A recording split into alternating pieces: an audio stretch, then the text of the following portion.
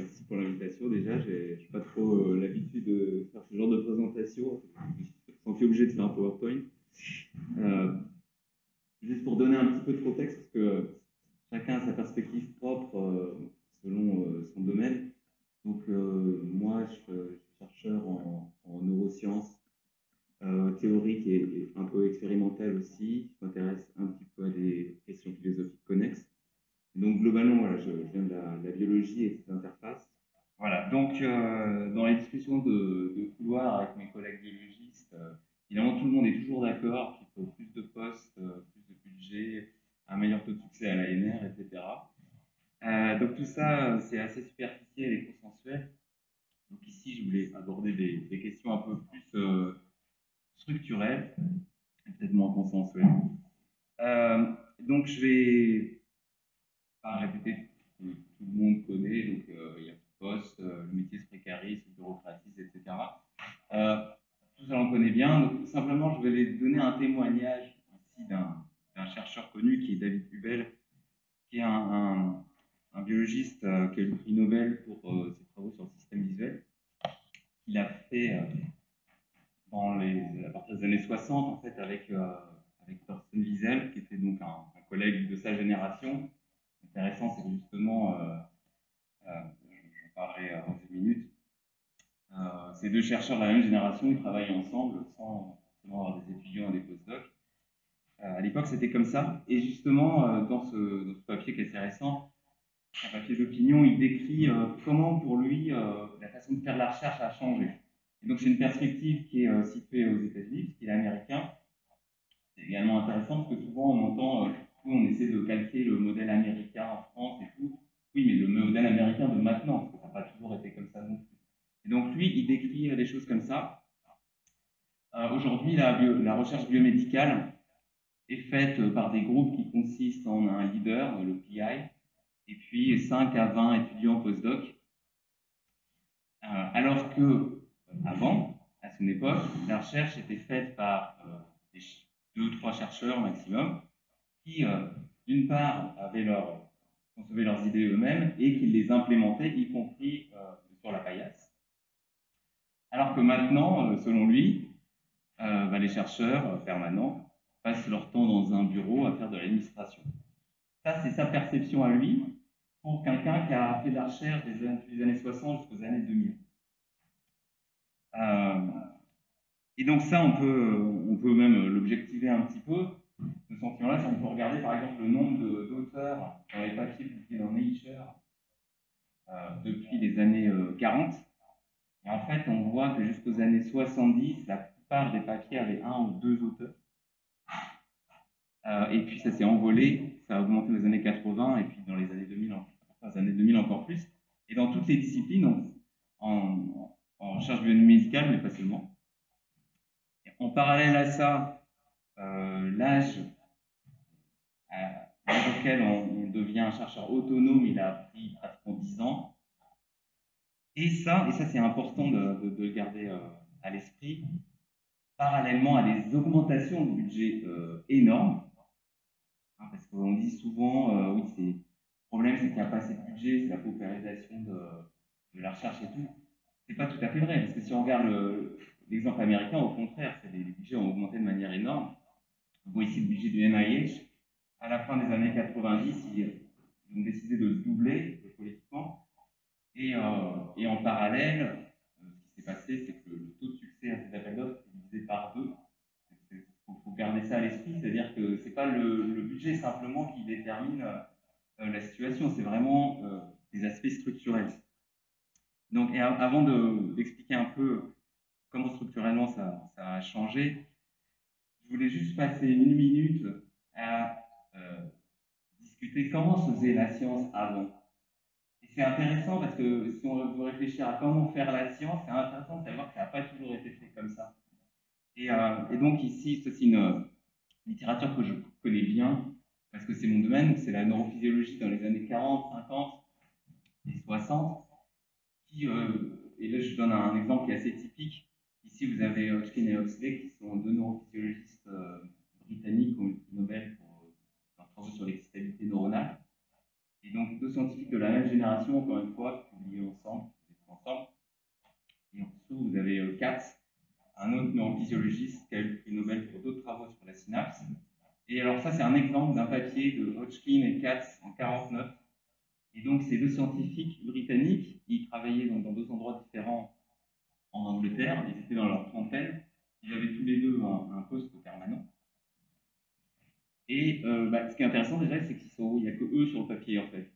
Donc on a deux chercheurs permanents, et ça c'est un travail expérimental, donc ils ont fait ce boulot-là. Et puis je suis allé regarder dans les remerciements, et dans les remerciements, voilà tout ce qu'il y a dans les remerciements. Aujourd'hui, en général, on a une liste de grands. Là, on avait ça. Et c'est très intéressant en fait, parce qu'il dit nous remercions le directeur et le personnel du laboratoire de biologie marine, donc le laboratoire de Hodgkin, qui, au passage, ce n'est pas le laboratoire de Hodgkin, parce que évidemment, il n'est pas le directeur, et pour leur hospitalité et pour l'équipement généreusement mis à disposition. Et alors, plusieurs choses intéressantes dans ces remerciements. Premièrement, il n'y a pas de grant apparemment. On remercie le directeur, mais non seulement il n'est pas auteur du papier, mais on ne donne même pas son nom. Et, et voilà, ils sont venus, puis ils ont fait leur boulot, ils ont utilisé l'équipement qui était sur place, ils n'ont pas fait une demande de grant pour avoir des ressources. Ça s'est passé comme ça apparemment. Donc Hodgkin a invité Katz dans son labo, et Katz, c'était pas un postdoc. Donc voilà, donc c'est intéressant, je trouve, de regarder ça, parce que ça montre simplement qu'on peut faire de la science d'extrêmement bonne qualité. Ces deux personnes ont eu le prix Nobel à 10 ans d'intervalle pour des choses différentes.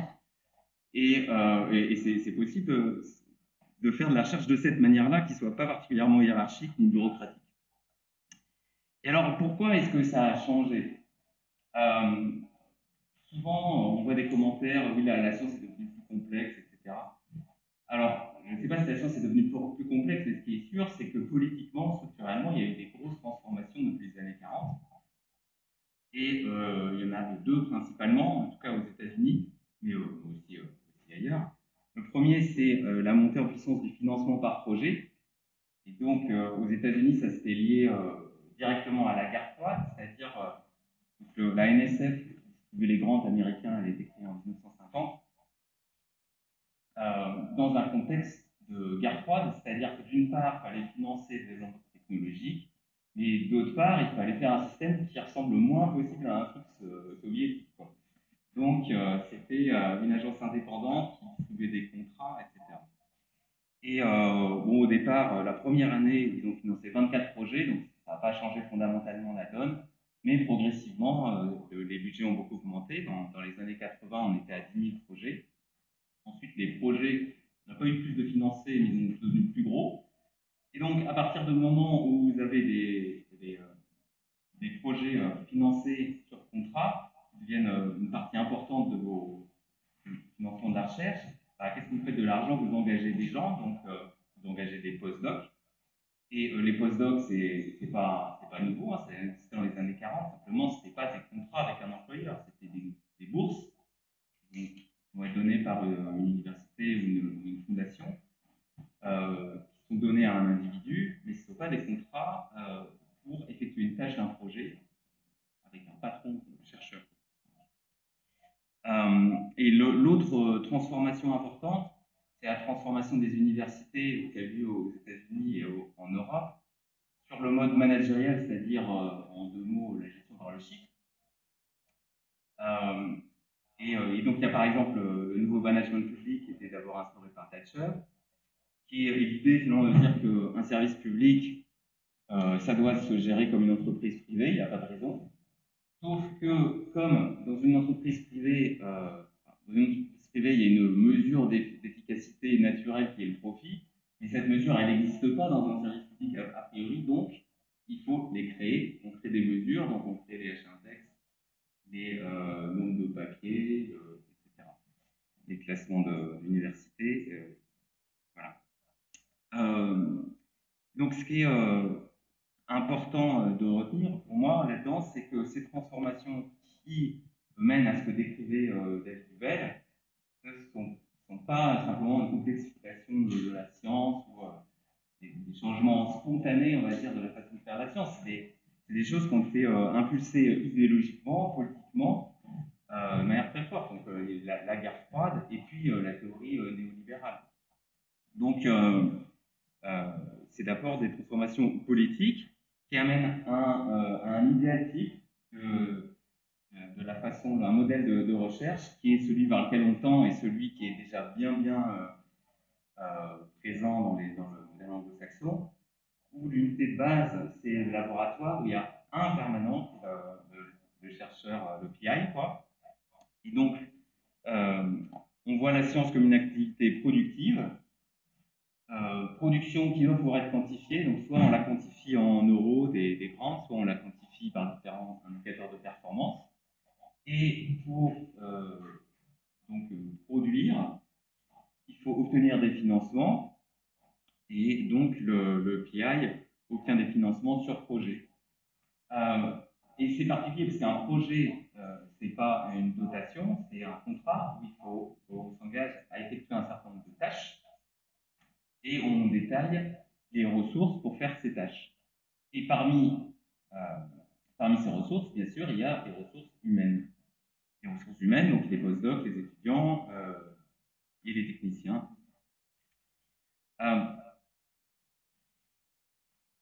Je me perds un peu. Voilà, donc avant de proposer quelque chose de différent, je veux quand même insister sur l'aspect dysfonctionnel de ce modèle-là et savoir finalement qu'est-ce qui est critiquable là-dedans. Et donc la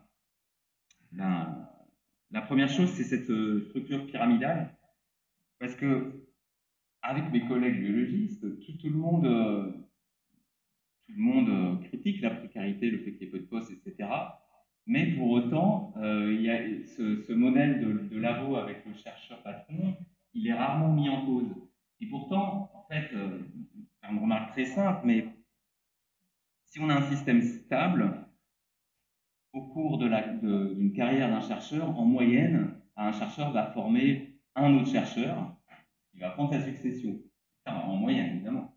Et donc ça veut dire que si vous avez un modèle pyramidal, par exemple ici, si les doctorants ils restent 4 ans et que le chercheur travaille 40, ben, chaque doctorant a une chance de 1 sur 70 de devenir chercheur. Logiquement. Et on peut prendre un système pyramidal un petit peu plus, on va dire, humain, à taille humaine, mais ça ne change pas fondamentalement le problème. C'est-à-dire que donc là, ici, on aura une chance sur 30. Et pour les postdocs, bah, c'est pareil. Si le taux de rotation il est de 4 ans et qu'il y a 2 postdocs en moyenne dans un labo, bah, une chance sur 20 de devenir chercheur. Bon, et ça, j'aimerais bien que mes collègues en prennent vraiment conscience, parce qu'en fait, tant que vous ne remettez pas ça en cause, à partir du moment où la démographie du laboratoire est très différente de la démographie de la population générale, à un moment donné, il va y avoir un ajustement. Donc, soit on accepte ce modèle et on accepte qu'il y ait de la précarité, soit on le change. Alors justement, ce modèle, est-ce que c'est un modèle efficace? C'est un modèle qui a une certaine logique superficielle, qui est de dire qu'on concentre les ressources sur les meilleurs. Mais en fait, c'est très fallacieux, c'est un sophisme, parce que qu'est-ce qu'on fait en réalité quand on concentre les ressources sur un chercheur? Ces ressources, principalement, ça va dépendre des domaines, mais en grande partie, va permettre d'embaucher du personnel qui, par définition, va être moins qualifié. Donc en réalité, en concentrant les ressources, ce qui se passe, c'est que la qualification moyenne du personnel diminue. C'est logique. Et c'est d'autant plus logique que il y a un certain nombre d'études qui ont pris la peine de le montrer que effectivement, si on concentre les ressources, c'est moins efficace. Donc non, ce n'est pas une organisation efficace. Et vous allez me dire, bon, pour les postdocs, les étudiants, finalement, ils n'ont pas forcément vocation à devenir chercheurs après tout. Un doctorat, c'est un diplôme, et peut-être qu'un diplôme de doctorat, ça peut aussi servir soit pour soi-même, soit pour faire autre chose dans la société. Et là, merci C'est une très bonne remarque, puisque justement, ça touche au nœud du problème, qui est que dans le modèle managérial, l'étudiant, c'est une ressource humaine, c'est-à-dire quelque chose qui est utilisé en vue d'un but, qui est de faire une tâche d'un projet. Et ça, dans un modèle comme ça, un modèle productif, par construction, il n'y a pas de place pour la formation. C'est quoi la place? C'est quoi le doctorat dans un modèle où l'étudiant, sa tâche, c'est de faire quelque chose pour un projet? Euh, Évidemment, si vous avez un peu d'éthique, vous formez votre doctorant, mais c'est à vous dépend en fait. Donc ça m'amène à finalement la question fondamentale si on veut réfléchir à comment organiser la recherche, qui est la nature de l'activité scientifique. Alors, dans le modèle managérial, on calque l'activité scientifique sur le modèle marchand, la transaction marchande. Et donc, j'ai pris cette BD de Calvin et Hobbes qui illustre très bien le problème. Donc, il y a Calvin qui vend des idées à Hobbes pour $1. Donc, Hobbes lui dit, mais comment je sais que c'est des bonnes idées? Et Calvin lui répond, bah, c'est marqué dessus. Et bon, donc Hobbes n'est pas convaincu. Et pourquoi il n'est pas convaincu? Parce que dans le modèle marchand, le truc de base pour que ça fonctionne, c'est que celui qui achète, il ait une information objective sur le produit qu'il achète. Mais si ce qu'il achète est justement l'information, bah, ça ne peut pas marcher. Donc le modèle marchand pour l'activité scientifique, c'est juste une complète aberration, ça n'a aucun sens. Le truc fondamental, c'est que la science, elle a une autonomie épistémique, c'est-à-dire qu'il n'y a pas de norme qui soit extérieure à la science qui puisse dire ce qui est vrai, ce qui est de la bonne science.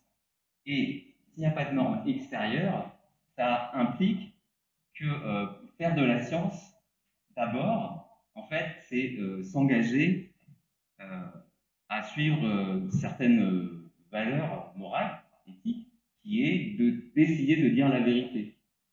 Et si on n'a pas ça, en fait, on n'a pas de science, on a de l'astrologie, en fait. Donc, euh, je me suis perdu. J'ai parlé sans notes, et du coup, je ne sais plus où j'en suis donné.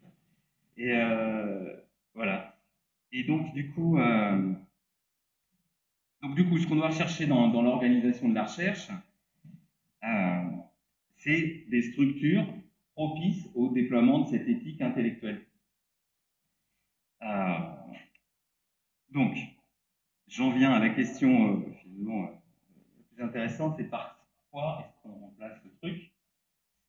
Et donc, historiquement, il y a deux grands modèles. On a un modèle un peu de hiérarchie dirigiste où l'argent est donné au directeur de la structure qui va décider de l'allocation des ressources, qui va avoir quoi, etc. Et évidemment, ça c'est un modèle qui a certains défauts, l'abus de pouvoir, de difficultés d'autonomie pour les jeunes chercheurs, de faire émerger de nouvelles idées. Et c'est ces défauts qui sont généralement mis en avant par les partisans des appels à projets UNR et autres, non sans raison. C'est une réalité que c'est un modèle qui est un peu dysfonctionnel aussi. C'est aussi la motivation affichée de l'ERC, par exemple, en tout cas du programme Starting Grant de l'ERC, c'est de permettre l'autonomie des jeunes chercheurs, jeunes longtemps. Et donc c'est quelque chose qu'il faut prendre en compte. Et l'autre modèle, c'est celui dont on a parlé, qui est dans lequel on a un ensemble de chercheurs qui écrivent des projets qui sont jugés par les pairs. Donc superficiellement, ça a un certain attrait dans le sens où c'est décentralisé, ça a l'air d'être un peu collégial, sauf que, comme j'en ai parlé juste avant, à partir du moment où ces projets deviennent la source principale de financement, en fait, on recrée au niveau local les hiérarchies qu'on a enlevées en faisant ces appels à projets. Par exemple, aux États-Unis, on a des labos où on a un chercheur et 100 étudiants au postdoc. Ça arrive, ça. Ou bien, vous avez des Max Planck Institute qui sont un peu sur ce modèle aussi en Allemagne. Et le deuxième problème qui est lui aussi fondamental, c'est que, on a tendance à l'oublier, le principe de l'appel à projet, c'est qu'on va écrire à l'avance tout ce qu'on va faire comme activité scientifique dans les 5 premières années avec les étapes intermédiaires, etc. Et ça, quand même, comme modèle de découverte scientifique, c'est assez étonnant. Bon. Donc, on sait très bien que c'est un modèle d'ailleurs qui ne marche pas. Hein.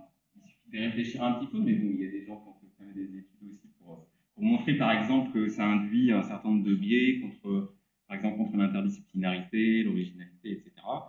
Et qu'en plus de ça, une très forte composante aléatoire, à tel point que, je ne sais pas si vous avez vu ça sur les réseaux sociaux, qu'il y a des idées qui émergent de remplacer ça par une loterie. C'est-à-dire que d'abord, on a un système peu compétitif, on sélectionne les bons projets, puis ensuite on tire au sort. C'est des idées sérieuses,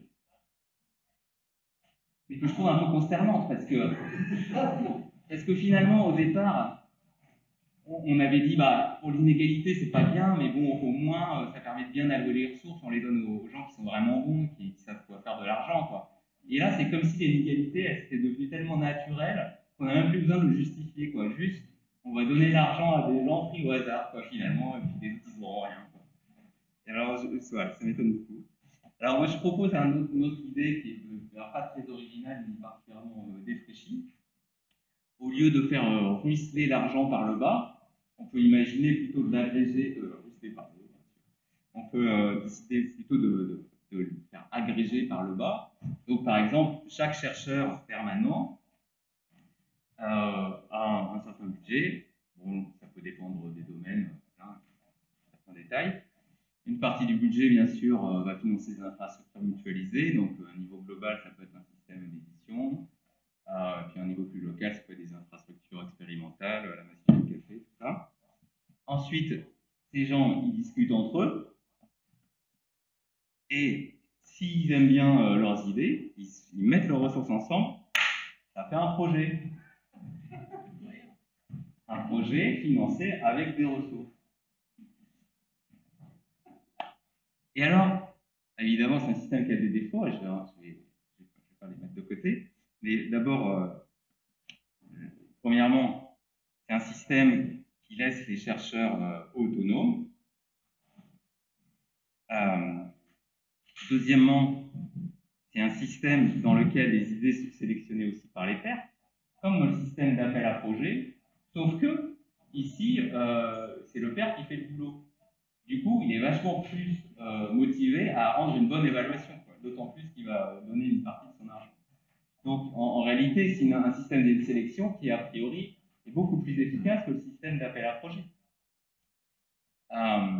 Et puis, évidemment, sans la bureaucratie et les 300 personnes qui travaillent à l'ANR.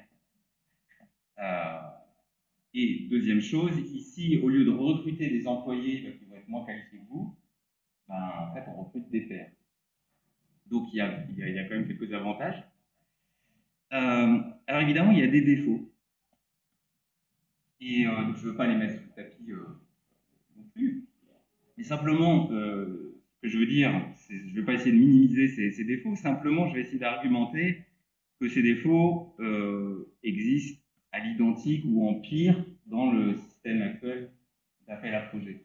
Donc le premier, qui est un problème difficile, c'est le problème de l'adéquation des ressources, puisque dans un système comme ça, le budget que vous avez pour un projet est strictement proportionnel au nombre de personnes qui travaillent dessus. Donc évidemment, s'il y a des projets qui demandent plus d'argent, c'est un problème. Mais est-ce que c'est un problème qui est résolu par le système d'appel à projet? De manière superficielle, on pourrait croire que oui, mais n'importe qui a déjà participé à l'ANR sait très bien que c'est faux. Pourquoi? Parce que dans un système comme l'ANR ou le RC, il y a un montant maximum que vous demandez, mais il y a un montant minimum aussi qui n'est pas dit, mais qui est réel. Si à l'ERC vous demandez 100 000 euros, vous ne l'aurez pas en fait. C'est sûr. Il faut vous demander 1 million ou vous ne demandez rien en fait. Donc, vous avez un budget qui est donné et par contre, vous appelez votre projet pour dépenser tout cet argent. Deuxièmement, si vous êtes financé principalement sur projet compétitif, ça veut dire que vous n'avez pas trop d'autres choix que de soumettre à plusieurs peut dire que des années, vous n'aurez rien, d'autres années, vous aurez beaucoup trop. Donc, forcément, à partir du moment où c'est compétitif, forcément, ça va être dysfonctionnel. Et puis le troisième point, c'est que, là aussi, ça dépend des domaines, mais globalement, le budget d'un projet ANR ou autre est très corrélé au personnel de toute façon. Le personnel, ici, c'est des gens que vous engagez, mais au final, ça revient au même. Donc, c'est pas vraiment une critique très importante. Bien sûr, ça n'empêche pas d'imaginer qu'il y ait de conserver un système d'évaluation formelle de demande de budget exceptionnel à partir du moment où ça ne constitue pas le cœur du système de financement. Et un deuxième problème, c'est le problème de la fluctuation des besoins. Par exemple, lui, il a décidé d'écrire un bouquin. Et du coup, on lui donne de l'argent, mais ça ne lui sert à rien. Donc, ça, c'est un problème. Mais évidemment, c'est un problème qui existe également dans le système d'appel à projet, pour la raison que j'ai mentionnée avant, c'est-à-dire que la quantité d'argent que vous obtenez est relativement aléatoire. Donc, de toute façon, vous allez avoir des fois trop d'argent, des fois pas assez d'argent. Et deuxièmement, à la fin de votre projet, vous pouvez tout dépenser, donc vous allez dépenser n'importe quoi. Je vais noter ça, je pense. Et puis c'est très rigide, c'est-à-dire que si vous avez besoin de payer la 4e année de thèse de doctorant, par exemple, vous êtes bien embêté si votre projet finit l'année d'avant, donc vous allez devoir m'appuyer avec les collègues, etc. Donc il y a une solution qui est très simple, qui est de thésauriser, c'est-à-dire que si vous n'utilisez pas l'argent, vous le mettez de côté. Quoi? Tout à fait. D'ailleurs, j'ai eu ce problème exactement avec Sorbonne Université, qui m'ont dit pas question. Et ils m'ont dit explicitement arrangez-vous avec les autres équipes. Ce qui est assez fou, c'est presque totalement cynique, c'est-à-dire que c'est totalement en dehors de l'esprit du système de projet, où c'est censé dépenser pour un projet. Mais ils sont conscients de la rigidité du système à tel point qu'ils vous disent vous leur donnez votre budget maintenant, puis dans 2 ans, ils vous donneront sur un autre budget, et voilà, il n'y a pas de problème. Donc, bien sûr, on ne peut pas compter sur l'administration pour faire ça. Après, rien ne nous empêche non plus d'être plus innovant et par exemple d'imaginer un système de banque où vous avez trop d'argent, vous épargnez, c'est-à-dire que vous obtenez des parts en fonction de ce que vous avez, et puis, et puis à un moment donné, vous récupérez ces parts et la valeur des parts est choisie pour équilibrer les flux. Ça, on pourrait le faire même au sein d'une UMS.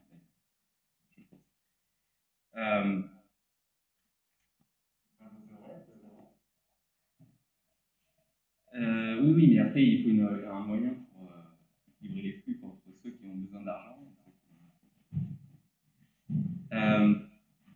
Et donc, il y a des gens en fait qui ont travaillé, qui ont fait quelques études sur des structures qui favorisent la découverte scientifique. Donc, il y a Hollingsworth, par exemple. Il a regardé aux États-Unis dans quel type de structure sont faites des grandes découvertes scientifiques. Et donc, il a noté ces caractéristiques. D'abord, c'est des lieux où il y a une certaine diversité scientifique en termes de champs, mais pas trop, parce qu'il faut que les gens puissent discuter entre eux quand même. Il faut qu'il y ait une communication effective entre ces champs, et ça, c'est assuré par la structure, par exemple des repas pris en commun, des journal clubs, des trucs comme ça. C'est des structures qui sont peu bureaucratiques et peu hiérarchiques, donc qui ne sont pas très grosses. Et ça, c'est intéressant pour 2 raisons au moins. La première, c'est que d'abord, c'est quand même assez éloigné des méga universités de Shanghai.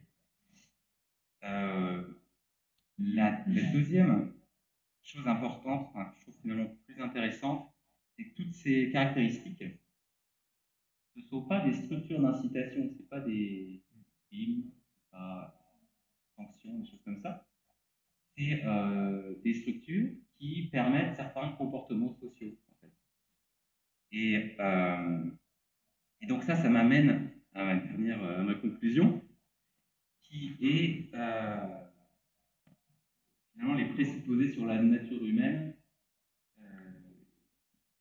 sont faits implicitement en proposant différents types d'organisation. Et dans le système managérial, il n'y a que des structures d'incitation. Pourquoi? Parce qu'on considère que les seules motivations humaines, c'est l'avidité principalement, et éventuellement la peur. Et ça, d'une part, c'est faux, sinon personne ne fait du surf. Et deuxièmement, oui, le surf, mais bon, après, il y a la curiosité, il y a l'altruisme, la camaraderie, l'orgueil, le sens moral et tout ce qu'on peut trouver dans un roman, quoi. Donc, premièrement, c'est faux. Et deuxièmement, en plus d'être faux, c'est absurde. Parce qu'un système, une conception de la nature humaine qui ne permet pas, en fait, de considérer des valeurs éthiques comme motivation du comportement, c'est une conception qui ne permet pas la science, en fait. Donc, si on part de ce principe-là, on ne peut pas concevoir une organisation de la recherche. Alors, il faut concevoir une organisation qui permette d'exprimer certains aspects des motivations humaines, telles qu'on veut, telles qui sont la curiosité, l'altruisme ou simplement des facteurs sociaux, et surtout des valeurs éthiques.